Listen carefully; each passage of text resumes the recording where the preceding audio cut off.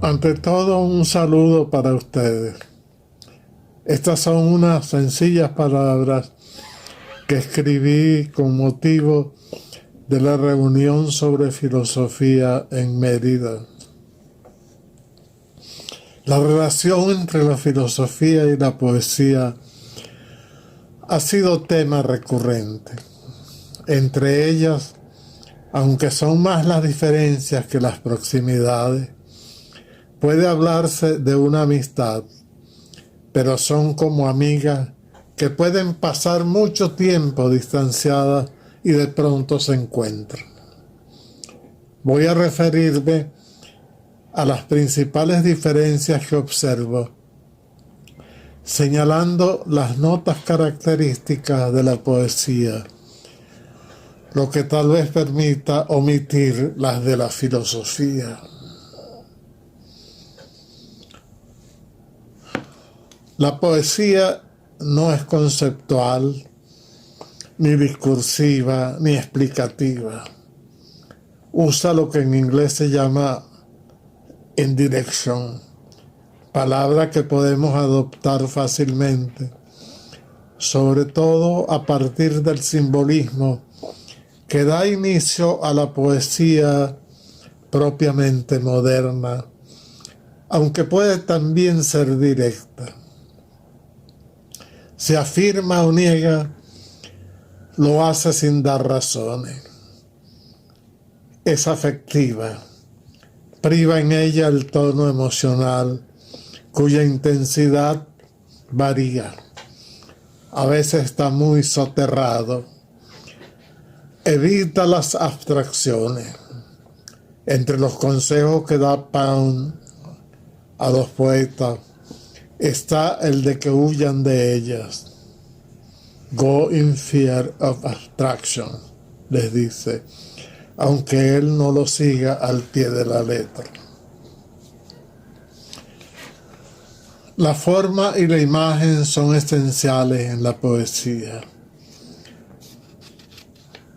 aunque en el camino ha dejado caer las formas tradicionales, rima, métrica, estrofa, conserva un ritmo propio. Ya no se trata de la musicalidad que exigía Verlaine, de la musique avant toute chose, sino de otra menos ostensible, más cercana al ritmo de la prosa, a la cual ha estado aproximándose cada vez más. Suele expresarse a través de algún motivo, el correlato objetivo, como lo llama Eliot. La poesía habla siempre de algo y mediante ese algo de otra cosa. Es una especie de duplicidad. Algunos, poco avisados, la acusan de nebulosa, pero es exacta. Era un poeta y por eso amaba la exactitud, dice Rilke, refiriéndose a alguien. Una exactitud que no es, por supuesto, la de la ciencia.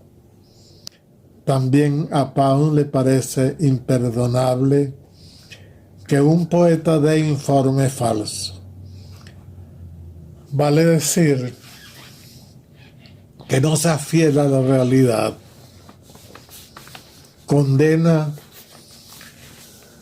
a las abstracciones, pero olvida que las palabras son abstractas.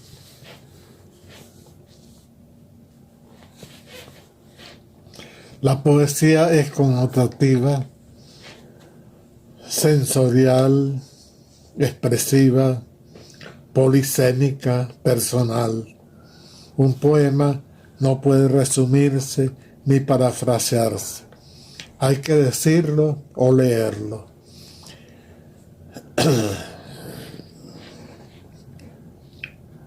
E incluso su traducción pasa a ser como otro objeto verbal. Los sonidos ya no son los mismos. A veces puede convertirse en canción. Uno puede contar un relato, una novela, una pieza de teatro, pero no un poema. Todas estas notas son ajenas a la filosofía. Cualquiera de ellas están fuera de su campo. Un simple signo de admiración es en el lenguaje filosófico un exceso. Hasta esto llega a decir Vicente Fatone en su libro Filosofía y Poesía, MC Editores, 1954. Lo dicho indica la enorme distancia que separa a la poesía de la filosofía, y sin embargo hay como una afinidad subterránea de espíritu entre ellas. No olvidemos además que existen poemas filosóficos como el de Parménides, el de Empédocle y el de Lucrecio. Santayana escribió poesía.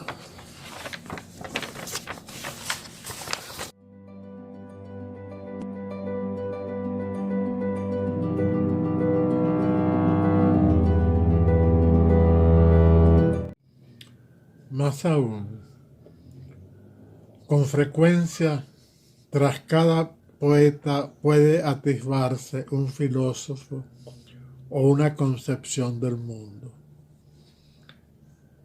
Tras Virgilio está el pensamiento grecolatino. Tras Dante, el romano Boecio y Santo Tomás. Vicente Fatone afirma que sin aquel no tendríamos el convivio ni la comedia. Filosofía y Poesía, MC Editores. Tras Shakespeare, Séneca. Tras Goethe, Spinoza, y seguramente Goethe mismo, pues él era un pensador y científico.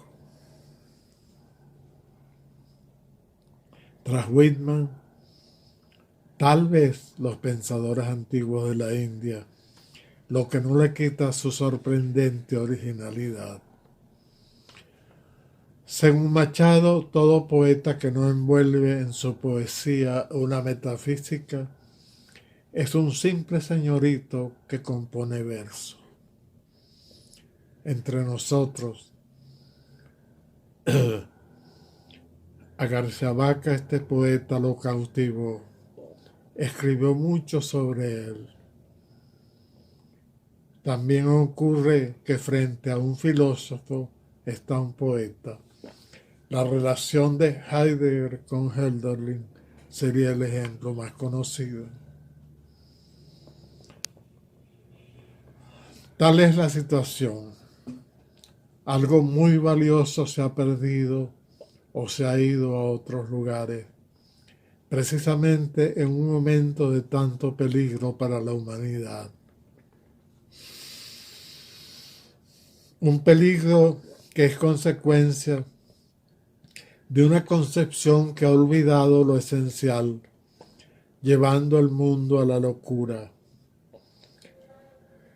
Uno tiene la sensación de que éste se encuentra desquiciado, out of joint, como dice Shakespeare. No sé si ustedes sienten lo mismo. Lo que vemos reinante es la destructividad humana. Adelantándome a alguna pregunta posible que estarán haciéndose ustedes, les diré que lo esencial para mí es la vida en todas sus formas. La vida que está en nosotros y en todas partes. No somos sino eso. Más que un yo, somos eso.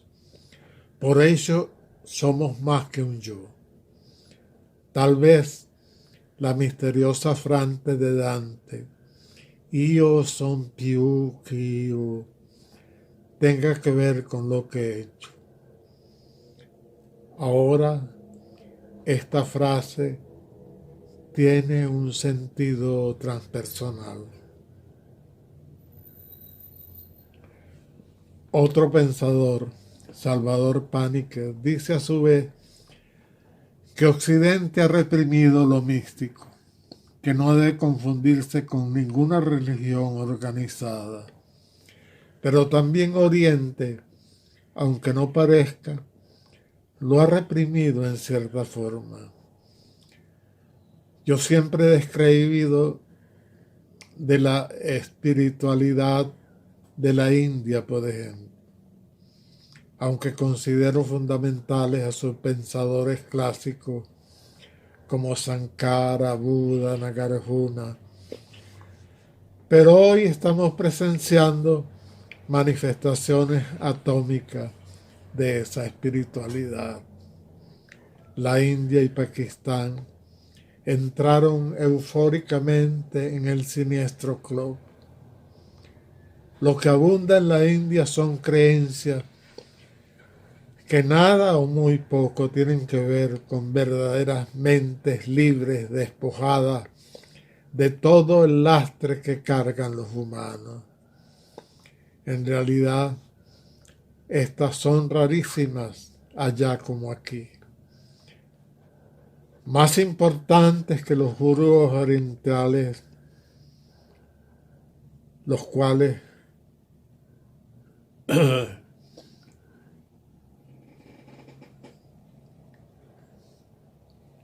entre ellos no abundan los genuinos maestros. Son los intérpretes occidentales del Vedanta, del taoísmo y del Zen. Repito, porque tal vez no quedó claro lo que dije. Más importantes que los gurúes orientales, entre los cuales no abundan los genuinos maestros, son los intérpretes occidentales del Vedanta, del taoísmo y del Zen. Pero noto que me he alejado del tema inicial. Trataré de retomarlo, si bien no como quisiera, porque me falta una pieza en esta exposición. Esa pieza se llama María Zambrano, pues aunque he lidiado un poco con ella, todavía se me escapa su planteamiento, que es imprescindible cuando se habla de filosofía y poesía. Se me escapa paradójicamente por lo poética que es.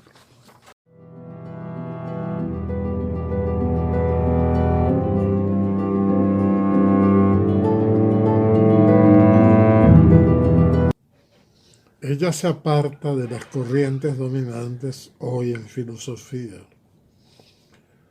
A esta la ve como un saber sobre el alma, concepción que por inusitada la singulariza. De ahí su proximidad a la psicología profunda. María Zambrano parte de la insuficiencia de la razón como vía hacia la verdad. Ya al ver esta limitación, la pensadora se abre a la mística, una mística nueva. Su obra intenta superar el racionalismo incorporando en la búsqueda de la verdad otras facultades que han sido relegadas. En esta tarea ha de entrar en juego el hombre entero. A esto ella lo llama razón poética. Vía de conocimiento que busca restaurar la unidad humana perdida, pues ciertamente vivimos, repito, ciertamente vivimos una como desintegración. El conocimiento poético es sintético, frente al racional, que es analítico. Tiene un sentido de gratuidad. No conquista la realidad, sino que ésta se le da, se le revela y no se distancia de lo que contempla. Ni el poeta sin una metafísica es verdaderamente poeta, dice Juan Fernando Ortega Muñoz, repitiendo a Machado, ni el filósofo que no alcanza a ser poeta consigue adentrarse en la entraña misma del ser profundo. La cita pertenece a su libro Introducción al pensamiento de María Zambrano, del Fondo de Cultura Económica. Es lo mejor que he leído sobre ella. Entre nosotros hay un excelente ensayo sobre ella de Víctor Bravo. Se los recomiendo. Para esta filósofa suena raro esta palabra, ¿verdad? Pues la filosofía ha estado dominada por los varones no siempre claros. El hombre no se encuentra enteramente en la filosofía ni en la poesía. Ellas son como dos mitades, nos dice. Su tarea es reconciliadora. El ser oculto, la última frontera, abismo del poeta y obsesión del filósofo. Es en su presencia y en su ausencia el objeto central de toda la filosofía zambraniana.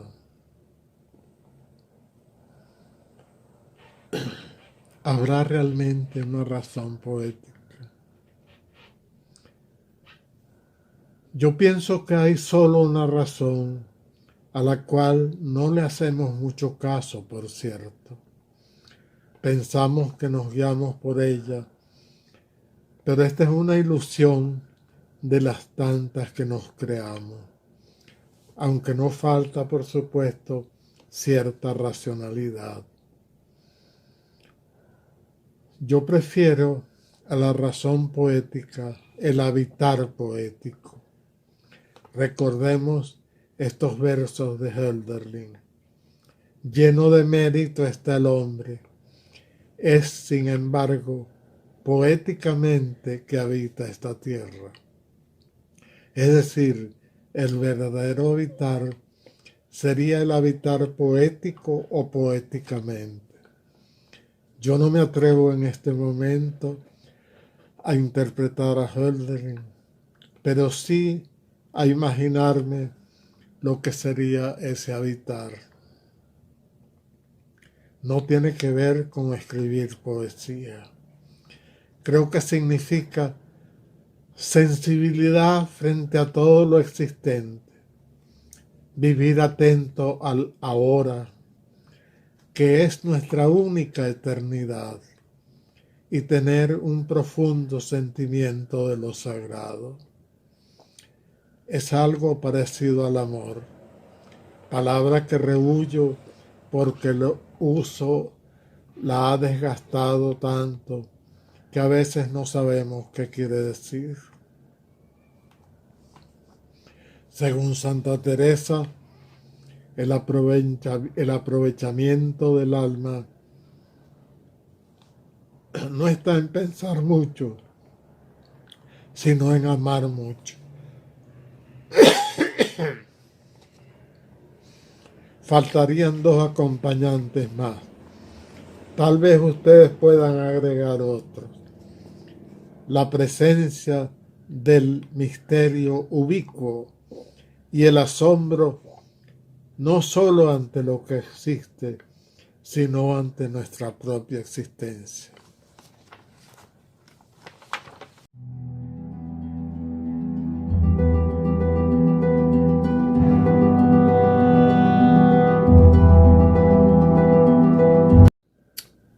En los poetas modernos, ciertos filósofos que han sido también grandes escritores, como Schopenhauer, Nietzsche, Kierkegaard, han gravitado más que los clásicos.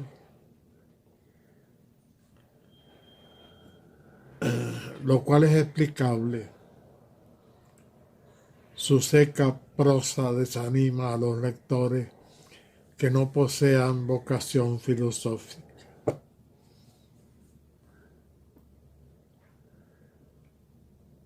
Heidegger tiene páginas donde está presente la poesía y poemas, muy pocos, donde ella desaparece. No sé si ustedes saben que hasta a Hegel lo tentó la poesía. Yo quería traer la que escribió. No en vano fue compañero de estudios de Hölderlin, pero no di con ella. Olvidé en qué libro la había leído.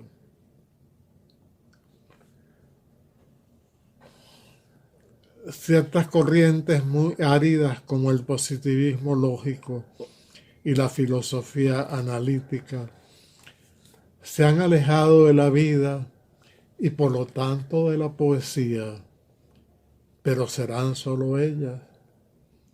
No podrá decirse lo mismo de casi toda la filosofía actual. No habrán dejado solo al ser humano. Este no parece encontrar respuestas en ella para sus interrogantes existenciales, como tampoco en las religiones, lo que lo lleva a buscarlas en otra parte. Jacob Needleman, debía decir Jacob Needleman, en su libro The Heart of Philosophy, sostiene que vivimos en una época que ha reprimido la metafísica, ahogando el amor por el significado. Frase que nos lo recuerda, es la verdadera definición de la filosofía. En otro de sus libros, Understanding the New Religions, cuenta que en la primera clase como estudiante de filosofía, el instructor preguntó a los alumnos qué esperaban del curso y él respondió con gran entusiasmo: quiero conocer el significado de la vida. Estoy traduciendo y resumiendo un pasaje del libro Into Every Life a Little Saint Must Fall de Alan Kirtley. A esas palabras siguió un silencio que él nunca olvidaría. Luego notó que el profesor estaba sonriendo. Los estudiantes movían la cabeza y oyó risita. Desconcertado y lleno de temor,